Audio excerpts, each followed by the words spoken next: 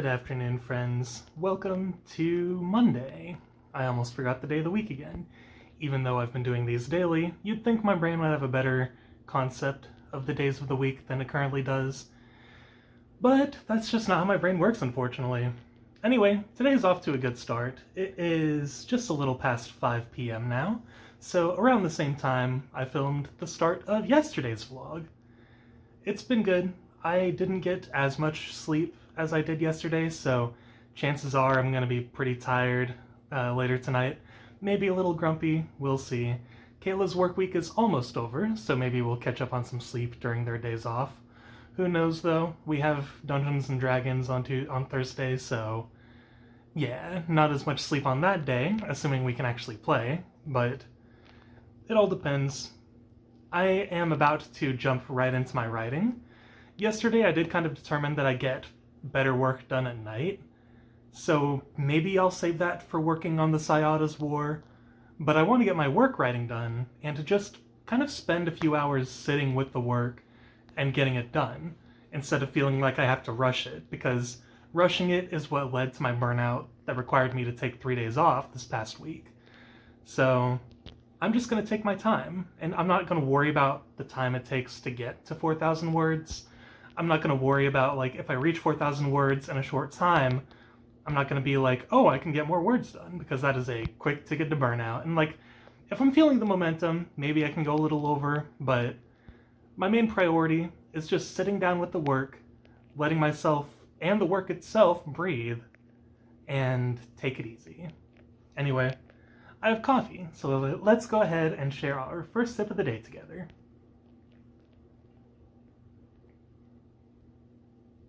Ooh, excellent cup. I made it a little different than I normally do.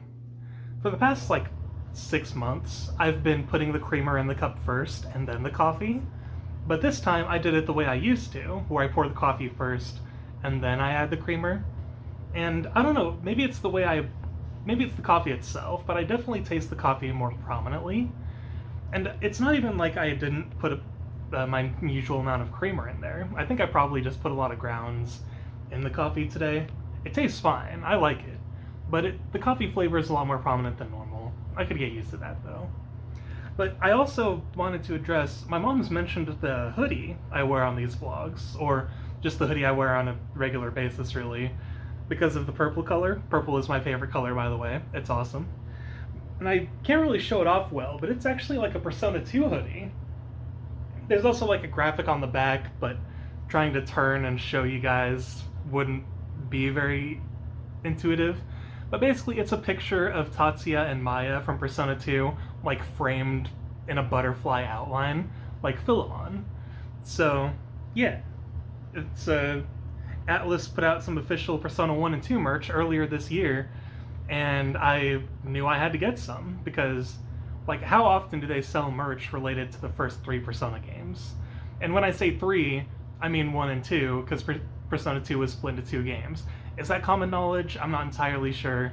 I don't know how many modern Persona fans know that Persona 2 is 2 games, so when we refer to the original trilogy, Persona 3 isn't included. That's part of the Hoshino trilogy. Anyway, I don't mean to be a gatekeeper or anything.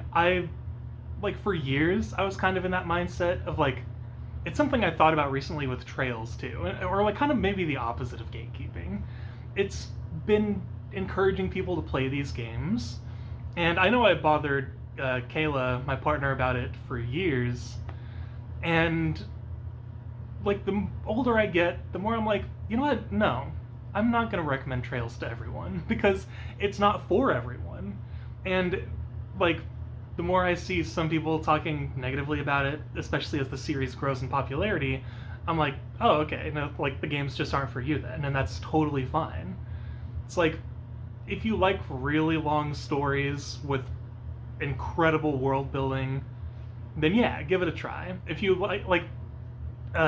there's a new video called Trails Through the Podcast or something like that by Devillion7, I think. I think he's he's primarily a Yakuza YouTuber, but he started a podcast based on Trails, and he did an interview with Nico B, a relatively popular YouTuber who's been doing playthroughs of the Trails games recently, and he just played the first 5, like, over the span of the last couple years. And where was I going with this? They made a point in the video. Oh yeah, Nico B talked about how, like, Trails is for RPG crackheads, basically. Like, it's never going to be as mainstream as Final Fantasy or something, because those appeal to a wider audience.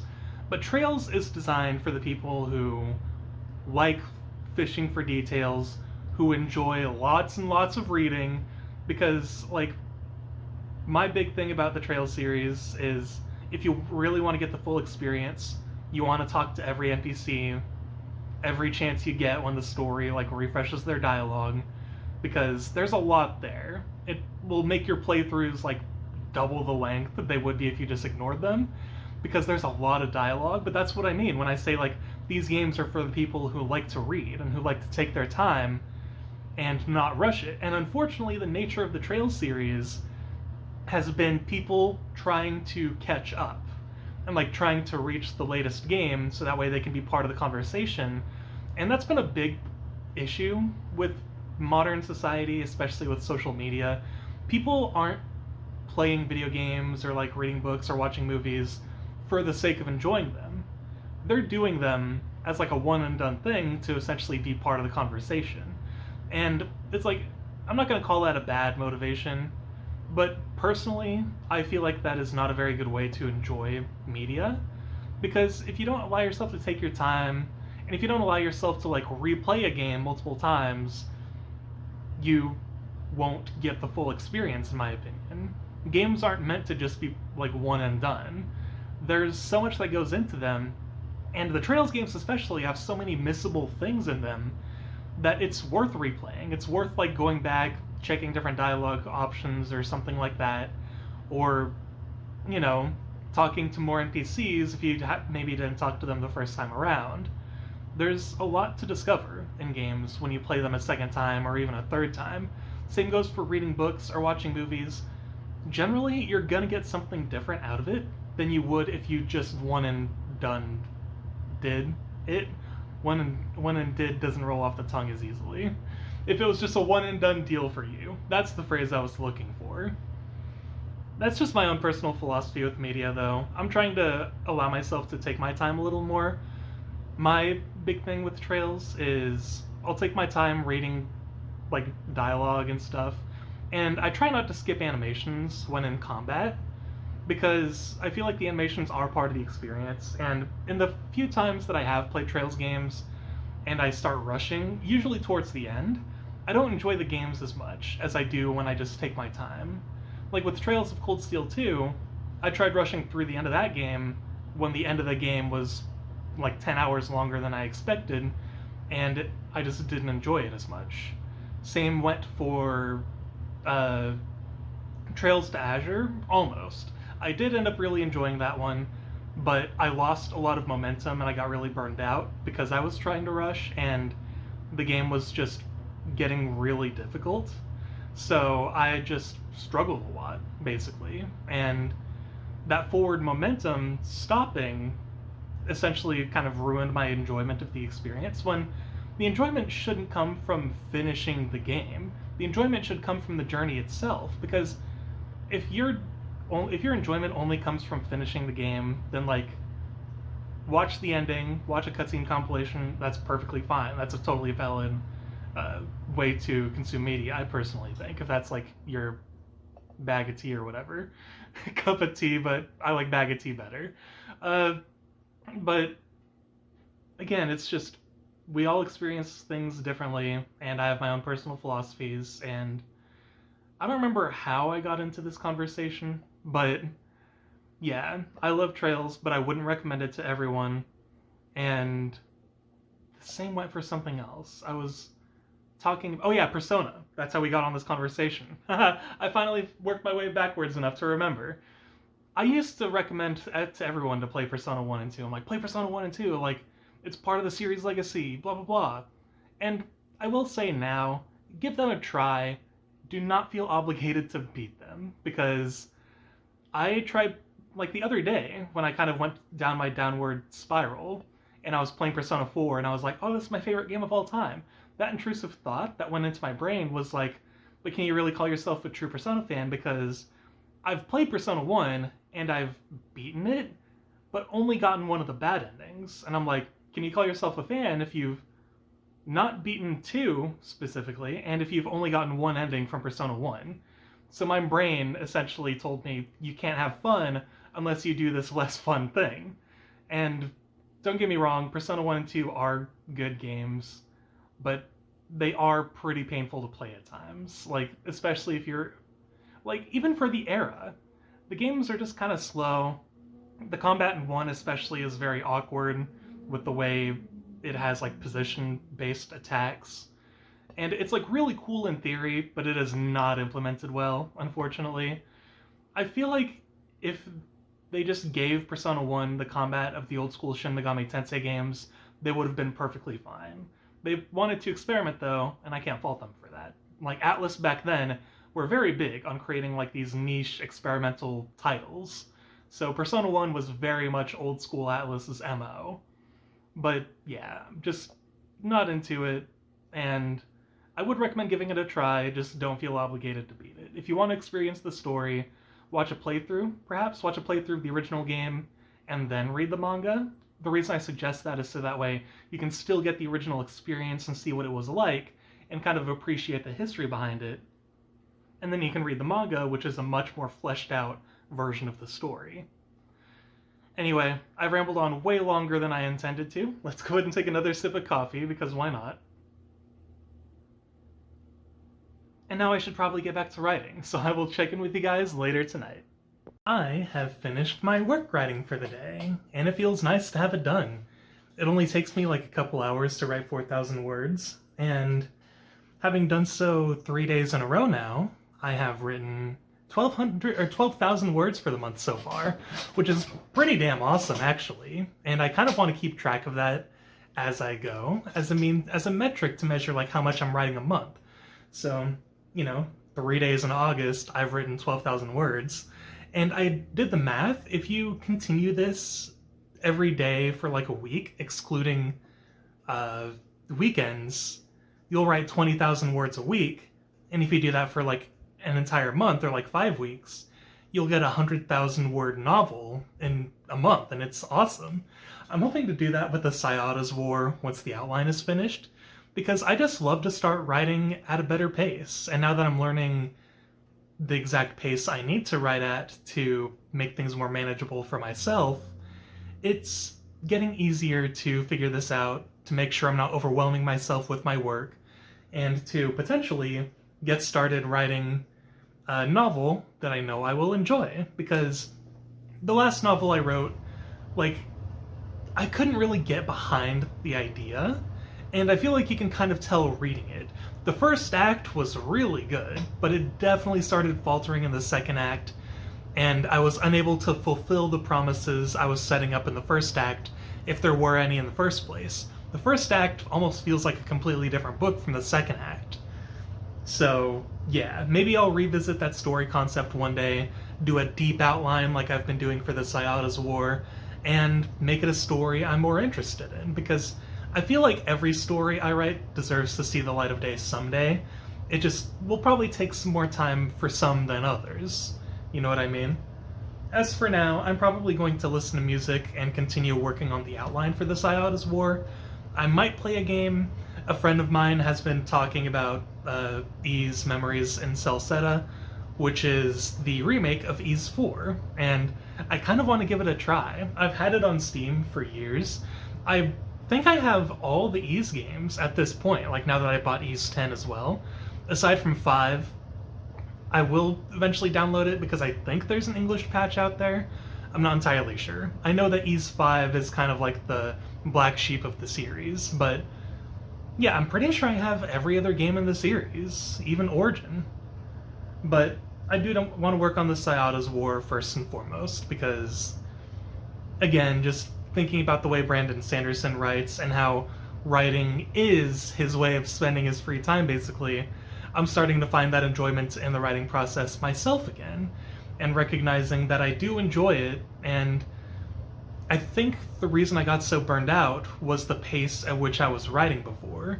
I actually made a comparison of the word counts from July and then my word counts for this month. I'll probably put them on screen here for reference so you can look at it. I'll probably only put them up for like a few seconds, so pause if you really want a deeper look, but I wrote like 14,000 words across 5 days in July. And I did have one day where I wrote 7,000 words, and that day I was like, oh, that's awesome! Like, look at how productive I was this day. But then, like, the days after were not nearly as productive. And you can tell when the burnout kicked in, because there's a period of 2 days where I didn't write anything, and on the third day, that was actually the last day of my break, I only wrote like 300 words or something like that. But for August, I've consistently written 4,000 words a day. I've reached 12,000. Tomorrow, I will reach 16,000. Is that math? 12, 13, 14. Yes, I have to count using my fingers. I'm that bad at math. I have no idea why they made me the dungeon master of our Dungeons and Dragons group. I can't math. But yeah, tomorrow I will exceed July's writing a day earlier than it was previously, and I haven't had any days of like intense writing. I've just been consistently writing the same amount. And I feel like that's something I struggled with for a while because it doesn't feel like enough, you know what I mean? Because like 4,000 words compared to a 30,000 word project that I have to do, it's like you're writing this much when you still have this much ahead of you. So when you see that first 4,000, it's like, oh, that's like barely a dent. And then the second day you write 4,000 words, and it's like, okay, I've written a total of 8,000 words across 2 days. It still doesn't feel like that much. And then you cross that threshold where you are no longer in 4 digits of word count. You are now in 5 digits. And it's like, it feels like I haven't been working this much, but it's starting to add up. It's like a snowball effect. Consistent work definitely beats intensity. And that's something I've been hearing from authors for years. But my youthful ignorance and arrogance, quite frankly, was like, nah, I can write intensely. I can write like 10,000 words a day every single day. And that's just not sustainable. Like, unless you really just have all the time and you want to do that, 10,000 words a day is not that sustainable, and it's very tiring. So 4,000 words it like rides the line between being easily accessible and incredibly productive, and it's both. Like, 4,000 words, like I said, only takes me a couple hours, and today, what I did was I wrote 1,000 words, I went ahead and took a 2-hour nap, and came back and wrote the rest, and it felt perfectly fine. I don't feel tired at all, and that's why I'm so excited to get started on the Sciata's War. And I still made incredible progress, and tomorrow I will finally finish this commission I've been working on, and I will be able to move on to the next one. Last month, I had a bad habit of doing multiple at once, and I've been doing that across the last year I've been writing professionally, and I'm learning to not do that. And when it comes to novels, I will try focusing on one, and then when I get stuck, I'll go ahead and like start outlining another one, perhaps. Or when I finish outlining the Sciata's War, the tip for doing one of these deep outlines is to put it away for a while, let it leave your brain, and just kind of forget about it for the time being. So I think when I finish the outline, I'll probably start working on an outline for another book, perhaps even the one I was just talking about, where I wasn't super into the story originally, and kind of dissect it, see what didn't work and what did work, and establish a version of the story I can enjoy and appreciate. Anyway, this vlog is going to be really long if I keep going, and I could talk a lot because writing is energizing me now. Like, I am genuinely deriving energy from the process of writing and getting to this daily 4,000 word count because it's just so easy, and it takes time, but once you learn that like time is what writes your book, it makes it so much easier. Anyway, I have some coffee, so before I wrap up today, let's go ahead and share another sip together. Preferably, if you're, well, chances are if you're watching this vlog, you're watching it all at the same time. But it is nighttime for me, so Yeah, don't drink coffee this late. I only do it because Kayla closes. But whatever. Thank you guys so much for watching. You are all wonderful people. And as always, I will see you again tomorrow.